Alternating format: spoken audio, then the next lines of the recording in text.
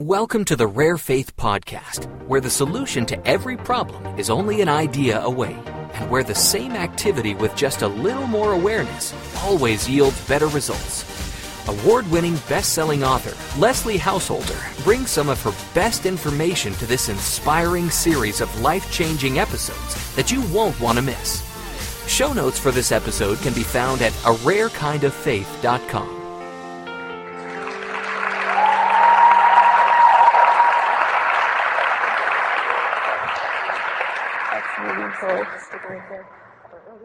Well, it's funny because she said she wanted to meet me one day. Did you forget that we knew each other before? Actually, it was in 1992. We were both involved in a network marketing company. We saw each other at all of the events for about 5-7 years, something like that. And then it was after that that I ended up writing the books, and then she went through that. And so when we met each other, it was like, I know you. It was really funny. This is interesting for me because all the times I get to speak, it's not always to a group of all LDS, or at least if you're hearing you're not LDS, you know we are LDS and you're going to put up with things we say. And so I may forget that. I may forget that I can really be me. So if I do, just forgive me. I am devout. I think each one of you came for a specific reason. Maybe there was someone on the list that was going to speak today that you thought, okay, that person has something I need to know. And I hope you came with an expectation that the questions you brought with you can be answered here. My story is, I don't think it's all that uncommon. When I was little, all I wanted to be was a mom. That was my one and only dream. And my mother was very adamant about finishing school and getting your degree and all these kinds of things because she didn't get a degree. And she felt like that held her back throughout her life, all the times that maybe my dad lost his job or maybe what he was making wasn't enough. And she always felt hindered by the fact that she didn't get a degree. And so she made sure, Leslie, you were going to get one. I'm like, but I just want to be a mom, you know. So I did end up getting one, but my heart wasn't in career. I wasn't looking to create a big paycheck for myself. All I knew was that I wanted to grow up, get married, and have a lot of kids as a stay-at-home mom. Now, it's one of those things where, you know, a child's dream, children believe they can do anything, don't they? I hope they do anyway. I hope they are growing up in a home and in a community that encourages them and tells them that you can do anything. You have the seeds of greatness within you. You can do more than you can even imagine. You can become more than you ever thought. And I hope that's what we're doing for our children. And I had that. I had that from my mom. She was good about that. But I grew up, went to college, and I got married young. I was 19 when I got engaged, 20 when I married. My husband and I, we had talked about it before we married that, yeah, when the kids come along, he agreed, I agreed, great, staying home. We got married. That's the one, no, we agreed on a lot of other things. But when we married, my friend, our friend, actually the one who introduced us, said, she was married, she said, you know what, if you just make $1,000 a month between the two of you, you'll be fine. You can afford to be married at $1,000 a month. Do I look like I'm 60 years old right now? It might have worked in 1940, I don't know, you know, but in 1990, it didn't work for just $1,000 a month. And so I ended up in a mindset of how cheaply can we live? How cheap can I find an apartment? What is the cheapest apartment in this? I don't care what it looks like. I'm proud to find the most inexpensive way to live. And it was all with the intention of just being able to be a stay-at-home mom. Well, we were married 5 months, and, you know, we'd heard that, you know, you shouldn't put off having a family until you can afford it. You shouldn't put off having a family until you're out of school and all these things. And we're like, well, we're going to be righteous. We're going to be perfect. We aspired. Okay, I was OCD about being perfect. let me share an example. And I think it was because when I was about 12 years old, I had an experience that I did something wrong, and when I realized how wrong it was, I felt cut off from God for the first time in my life. I felt completely disowned. in a way. And the feeling left such a hole and an agony. It was what I imagine hell will be like if we lose a connection with God for an eternity. And so I determined right then, I'm going to make it right. I'm going to fix everything that's broken about my life, and I'm going to live perfect. I'm going to make sure I just never make any other mistake ever, ever, ever again, because I can't live with this feeling. And so I set out knowing, okay, remember I had this ambition that anything was possible. I felt like perfection was possible too, on my own. And I didn't consciously think I'm doing this on my own, but really that's what I was doing. I was trying to perfect myself. So it was this constant fear of doing anything wrong. And I remember babysitting once, and the little boy, we were in the backyard together, and he took the hose and he started spraying me with it. I picked up the hose, I kinked it so that he couldn't spray me, and a thread snapped in the hose. Oh, I got that sick feeling inside that I just made a mistake. I thought, oh no, how am I going to tell the parents? I got to make it right. I can't afford another hose. You know, it didn't create a hole in the hose. You know those hoses that have the threads running through them? And I was like, oh, I agonized. So the next day I called them up and I apologized for snapping a thread in their hose. And I remember going to shop for clothing, and I'd try something on, and I'd get some makeup on the collar, or I'd snap a thread. And I agonized. I'm like, oh, man. So I'd go and apologize to the clerk and say, do I need to buy it? Hoping I didn't have to because I didn't like it, you know. Anyway, this was a very debilitating way to live. And I don't know if any of you relate to it, but part of perfection to me was, you know, once you know who you're going to marry, who you should marry, and where, the when is just, well, now, you know. And as for having children, you don't wait for making sure you can afford. And so I'm trying to live this perfect life. And I'm one of these people who also felt like it was my responsibility to make sure everybody else around me was perfect too. Oh, man. Talk about making mistakes, right? I didn't realize how much of a mistake I really was making. So we got married, and first baby's on its way. We were making $1,200 between the two of us. So we were doing better than what my friend had said we needed to do. And baby's on the way, and we're trying to figure out, we're looking for a way to have enough money for me to quit work when the baby comes. And that's actually what led us to the network marketing company, which led me to meet Celestia, and that's where that started. But by the time the baby came, we couldn't afford for me to stop, but we decided I was going to stay home and live by faith. Something is going to work out. Somehow this will work, because this is what I need to be doing. I need to be home. And money didn't come. So we started getting into debt because we're going to stay true to this principle of me being home. And by the end of 1 year, which, by the way, wasn't a happy, joyful, loving, being motherhood year, this was serious stress, OCD on perfection. I mean, it was not the picture of the dream I had when I was a child. And I started to experience depression in a similar way to what I'd seen my mother experience. And I thought, oh my goodness, where am I going now? You know, it's after 1 year, my husband lost his job. And I'm thinking, where is the reward for our faith? It's worse now than it was before. Okay, hello. But, you know, I'm like, what about these principles? I'm trying to live by principles. And so I was forced back to work. There was really no other choice at this point. I worked for a temp agency that put me to work over at Geneva Steel, if you remember that, before it was gone. And I was doing data entry. And I remember dropping my baby off at daycare in the morning when it was dark, and picking him up at the end of the day when it was dark. I still remember how much that hurt. And so we had some friends who were doing well financially, and things seemed to be going the way that we wanted things to go for us. And they were telling us, you know, you need to come with us to these seminars, because you have no idea how bad you need this.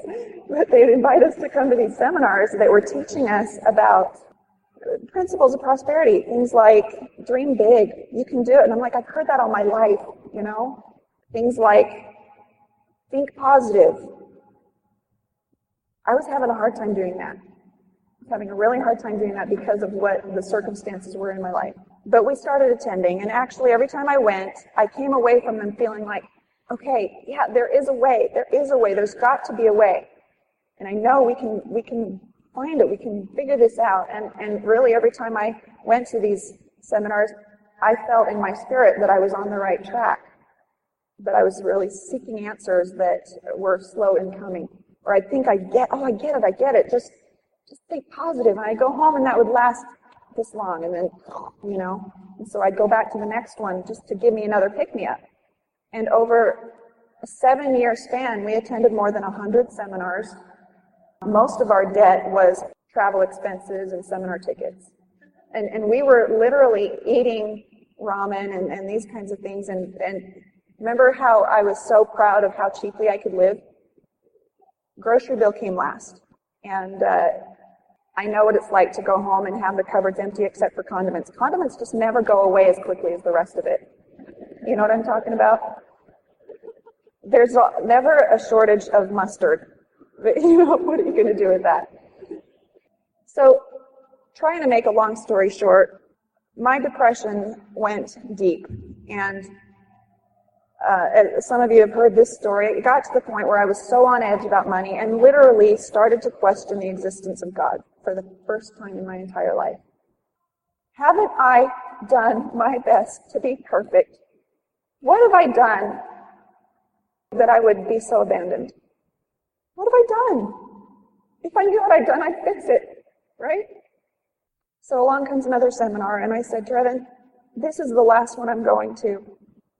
This is it. I can't justify spending any more money on these things if there isn't some kind of permanent change that's going to happen.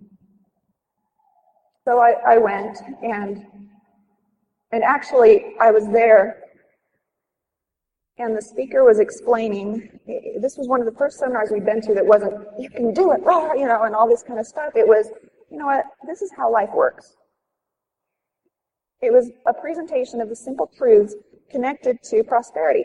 Doctrine and Covenants tells us that there is a law irrevocably decreed before the foundations of the world that, and I don't know how it goes perfectly, but if we want to obtain a certain blessing, we have to obey the law connected to that blessing. I had erroneously concluded that if I was just good, if I was just a good person, that I would prosper. Yes, be good, but the blessing connected to that isn't prosperity, necessarily. True? Do you know any good people who struggle financially? Do you know not so good people who thrive financially? They are not connected to each other, but there are laws connected to prosperity. And one of my fears was that if I learned these laws connected to prosperity, that somehow I would have to sacrifice the other laws I had embraced as true gospel principles. And what I found out was that no, it all fits. It all fits. And by learning about them and living them, it actually helped me to live my faith, my religion, better than even before.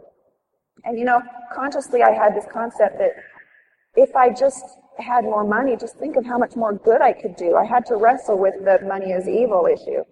And someone told me that, money isn't evil. You put it on the floor, it's not going to sin. Money is not evil. It just makes you more of what you already are. It extends your influence beyond your immediate person. And I think it's one of Satan's greatest lies to keep us in a poverty mentality to be good, that we have to be poor to be good. Because think about it. If all of the people who live by gospel principles are broke and needy, who's going to run the media? Who's going to design the clothing? Who's going to be the influence in the world? And so we need to get over the concept that we shouldn't have money, that we shouldn't have too much. Well, what's too much? Okay, let me ask you this. Do you have a computer? Do you have a car? Do you have a roof over your head? You're already mafia rich to most of the world. So if you're worried about being too rich, you're already there. So we went to this seminar, and honestly, while I was sitting there, I was stewing over how much money we had spent to get there. And I missed what he said. In fact, I'd been to so many seminars, I knew the routine, and after this guy was done talking, everybody was in a buzz about revelation, whatever, both. And I'd never seen that kind of reaction in a room before to what had been said. And I leaned over to my husband and said, "What did he say?" He just spent 2 to 4 hours, and I was asking for a 30-second sum up, And I'm like, this was my last seminar and I missed it. And so it had made such an impact on the organization that had brought the speaker in that it was invited back to not just have 2 to 4 hours in a conference kind of like this, but he was given 3 days all to himself to expound and explain what he had kind of touched on before. And I'm like, I am going back, but that's my last one. That's the last one. And so this time I went hand in hand, made sure I was near the front. And I'm like, I'm not missing a thing this time. And so he went through the presentation and oh my word, I turned to my husband and said, "That's all it is? I can do that." And we went home, and in 3 months, our income tripled. And so I never wanted a career, right? About 6 months later, the speaker sent out an invitation to people who are in his database saying, "Have you ever thought about teaching what you've learned?" Now, what I didn't tell you is that when I was about 12 years old and I went to it used to be Academy for Girls. Anybody remember that? Yeah. It's like EFY just for girls at the Y. They used to have it. It was tremendous, and it was 2 weeks instead of 1 week, and powerful. But during that experience, I used to listen to the speakers and I thought, I want to do that when I grow up. I want to be a speaker. And I'd kind of forgotten about that dream. Remember, I didn't want a career, but I wanted to be a speaker. Okay, Sunday school teacher. That's where it is. And so the invitation came out. Have you ever thought about teaching what you learned? And something just went, got to do this. I'm like, oh my gosh, I have to do this. And by this time, we had, for the first time in our marriage, we had a saving. Okay, we had $1,000 in savings when we first got married, but how quickly that got eaten up, right? In fact, we went down to our wedding in Arizona. We went to our wedding praying for enough money at the reception to get home. Oh my gosh. And we drove this beat up old Volkswagen Bug in July, it was June that we got married in Arizona, and the Bug had no air conditioner. Not only that, but the heater was stuck on. But we were in love, We were in love, it didn't matter. Look how cheaply we could live. And you know what? Part of me said, one day this is going to make a great story. So here it is. All right, so I went and I trained to facilitate the programs, but I had 5 kids and 1 on the way, 4 kids and 1 on the way at that time, I think. And I'm like, I can't do this. I mean, Celestia was putting this together. Where are you? Wherever she is. She's out there. Well, okay, I'll talk to Celestia because she'll probably watch the video. Was this event a little bit difficult to put on? I can't believe what she has put together here. My first seminar that I did had 3 people. It was a 3-day seminar. I rented a hotel conference room, and I had 3 people signed up. 1 was my husband, and the other 2 were my friends' husbands. For 3 days. I have it on video. One day, if you're part of my community, you want to make sure you're on my mailing list. One day we'll release that and you'll get to see.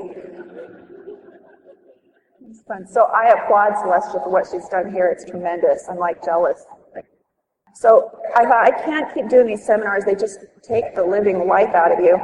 And by the way, before I forget, I do want to mention that after having 3 kids, it finally sunk in that it's impossible to be perfect. I finally got it. Because no matter what list I promised myself I would accomplish that day, forget it. Your moms, you know what I'm talking about. But it wasn't just, okay, I can't be perfect. It was a devastation. Like I had lost the hope of my best self. That it just was never going to happen. And I remember going in prayer that day, and instead of saying, please forgive me for not being perfect, it was, so sorry this is all that I am. I'm so sorry. And for the first time in years, I finally felt him smiling on me again. Like, oh, finally, now I can work with you. Now we can get something done. Now you know how much you need me to get yourself even just out of bed. And I have been so grateful for that lesson, because everything I do is, I just do my best, and I know that you do not need to run faster than you have strength. And that's true. That's true, because just as a quick example, I was pregnant, I was in a depression, I was mad at the world, I hated life, and this was even after I'd learned the principles, because I suffered with depression during pregnancies, with hormonal thing or whatever. And it took me 5 kids to find out that it wasn't just my circumstances, that the world didn't really stink, it was me. Oh, okay, so it's me, great. Anyway, I had this distinct impression that I needed to put on another event. I'm like, are you kidding me? I'm going to teach people how to think positive? Like this? Are you kidding me? And I couldn't put it aside. I had to do it. And so, okay, I will go through the motions. I will even do it grumpy. And I know probably nobody will come, but I will go through the motions. And if you can make something out of it, do what you want with it. I'm willing. I will do my best. I'll do my best. You know, and I don't care if nobody shows up. That'd be kind of nice. That was my biggest event I'd ever had to that point. So do you have to do it all on your own? Do you have to know, if you want to create an income as a stay-at-home mom, do you have to know how it's going to work? Do you even have to know where it's going to come from? Someone said, I can't do that. I don't have the money. Well, you can get the money. Well, where's the money going to come from? Here's the answer. Write this down. Where's the money going to come from? Wherever it is now.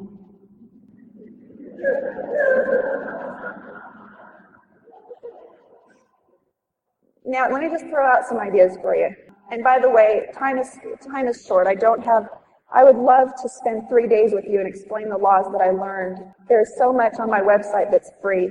jackrabbitfactor.com will get you there. You can read the whole story that I wrote around these principles there. It's a download free. thoughtsalive.com, and that's where you'll find most of everything else. Let me just give you one example of how the principles of prosperity can work. Number one, the money that you think you need isn't necessarily the money you need. And what I mean by that is, for example, I had been taught to picture what I wanted. Let me explain kind of what happened, how I know this works. At one point, I was in such a depression. We lived in a little itty-bitty apartment, and I came outside and found that the neighbor kid had broken my broom in half. And it was the last straw. I'm like, you mean I can't even clean my kitchen now? And I snapped and I called the police on him. This is how I was solving my problems, all right? And people wondered why nobody wanted to join my business, right? Well, I decided, you know what? I'm going to go to bed. If I can't have life the way I want it, and if all of my efforts thus far haven't worked, I'm just going to go to bed, I'm going to close my eyes, and I'm going to pretend like I have the life I want. I'm just checking out. Kids can find their own food. They were 2 and 4. And by the way, all my kids are really good at finding their own food, even now. They're going to live. They're going to be fine. They even eat condiments.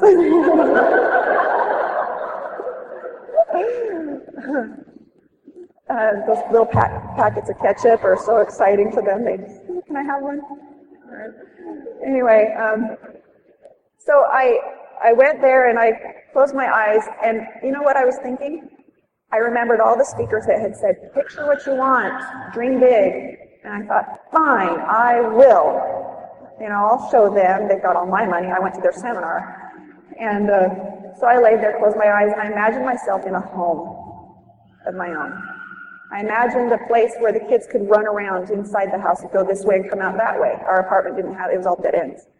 And my mom had taught me that that's very important when you're raising kids to have a runaround. How many of you know that? Yeah. That was the one thing we always looked for whenever we were shopping for houses and stuff. So I pictured this runaround, and I wasn't just picturing a floor plan. I pictured myself coming home to it, opening the door, kids running ahead of me, and just how I tried to wonder, what would that feel like? Write that down. Answer the question, what would it feel like if things were the way you really wanted them to be?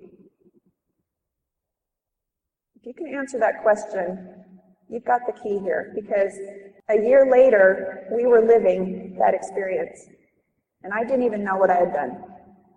What I found out 2 years later when I went to that seminar was that what I had done that day, I pictured what I wanted, and I'm talking about literally putting it on the screen of your mind consciously and letting it sit there longer than a half a second. Because how many of you know, maybe it's a car that starts. Can you picture a car that starts with paint, new paint? Picture one. All right, how long did that stay on the screen of your mind? It's there, it's gone, you're on to other things. We're busy, life is fast.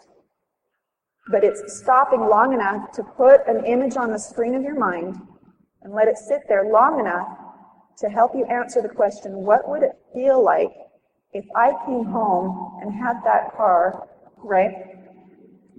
Just whatever the experience is. And believe me, I am not preaching, now let's go get the Ferrari or whatever. I am a natural living homeschooler mom. Okay, I'm not so good at the natural living part. I'm still learning what that is. I was going to bring something for the speaker's luncheon today, and Celestia said, remember, we're a natural living. I'm like, is Yoplait natural living? I'm not sure. I'm still learning. But the second thing was to feel the emotion that you expect to feel. Now, if that's the only thing that you get from this, know this, that when you do that, things in your world around you make a shift. Circumstances begin to line up for you. And when you start thinking, oh, that'll never happen, they start to dissipate. And the thing is there's always that trial of your faith to see how long can you believe that this is going to work out for you. Because as long as you're believing, it's starting to fall into place. The minute you begin to doubt, it starts to go away. And yet, you don't see evidence that it's coming together, and so it's so easy to doubt. Are there ways to make money from home as a stay-at-home mom to help the family finances? Okay, here's one. There's a family that live in the Midwest, and they kept having tumbleweeds running through their property. I think it started as a joke. I'm not sure. From what I heard, the mom decided she wanted to learn how to create a website. And so for fun, she decided to do tumbleweeds for sale. They make a lot of money. They sell tumbleweeds to movies, to decorators. Look it up, tumbleweed for sale. You'll find it. It's hysterical. So the point I want to make is that whatever you think you need to do to make money, it doesn't necessarily have to be that. There are ways to capitalize on the resources you already have. I know one guy, he created a document that described how to salsa dance. I think he makes about $300,000 a year on the internet. Okay, so I just want you to open your mind. I just want you to know that opportunities and ideas are available for you to accomplish what you want to accomplish as a family in such a way that it does not have to violate any of your values.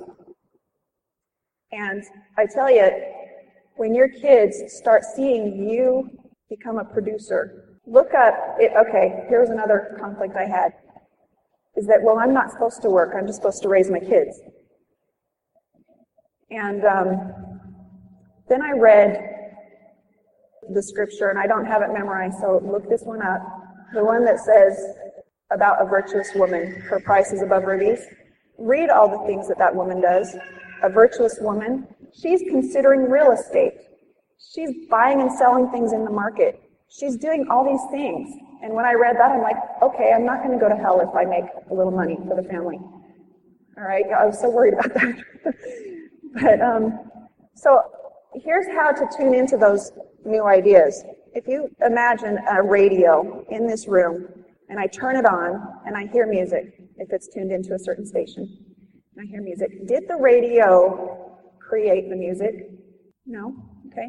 Did it suck the music into the room? No. Did it attract the music? Where was the music? Is there music in this room right now that we can't hear through the radio waves? Absolutely. The radio just makes it audible. True? And depending on what station it's on, you're going to get certain music or certain information. Well, I think of myself like a radio, and where I'm solving my problems on a certain level of thinking.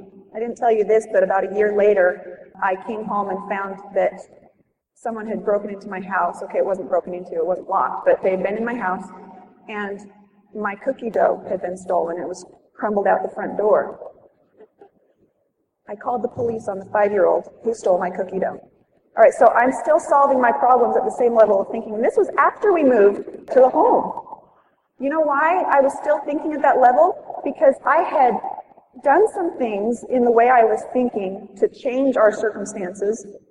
We ended up in the home that I had imagined, but I didn't know what I had done, so I became broke at a higher level. Does anybody know how that goes? When things improve in your life and you find yourself just as stuck feeling as you did when you were here, it's because you tapped into the right principles of prosperity and didn't even know it.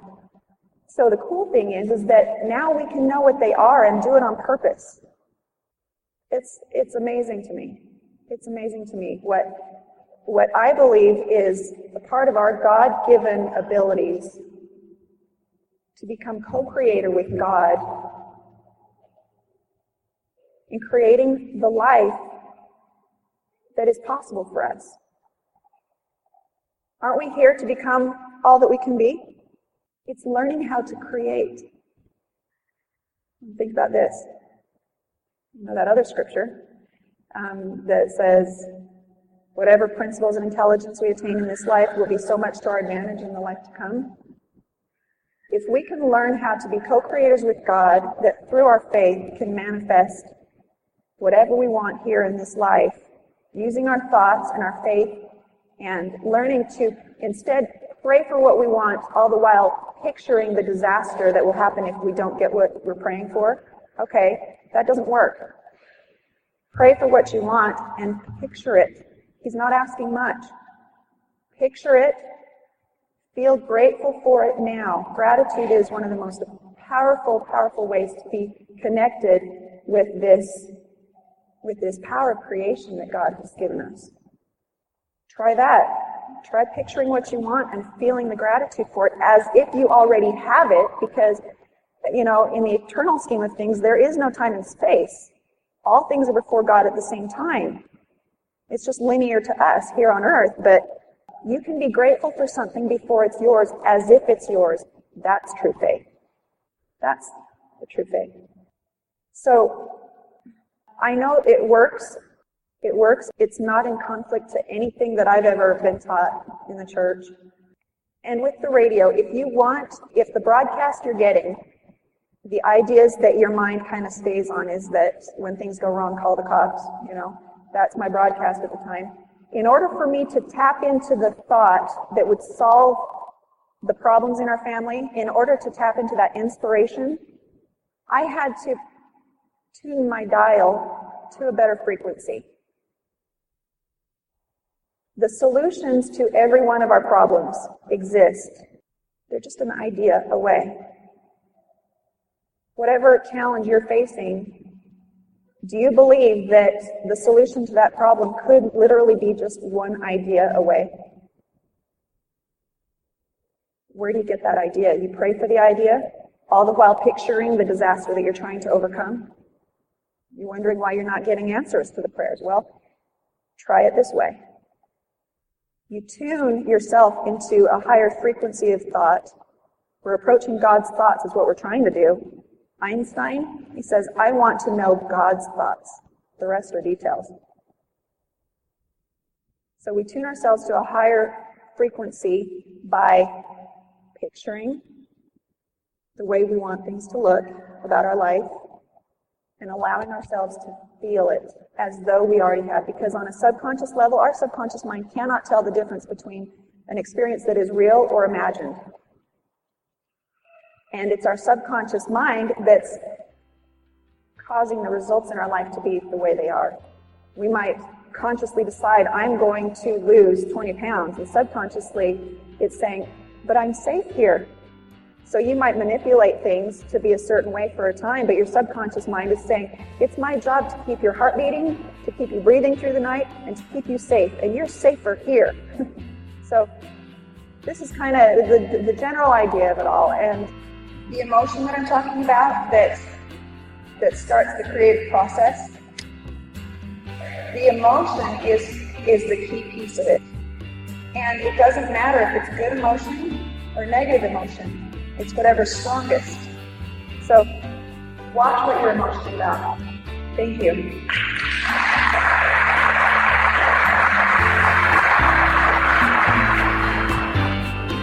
This concludes today's episode of the RareFaith podcast.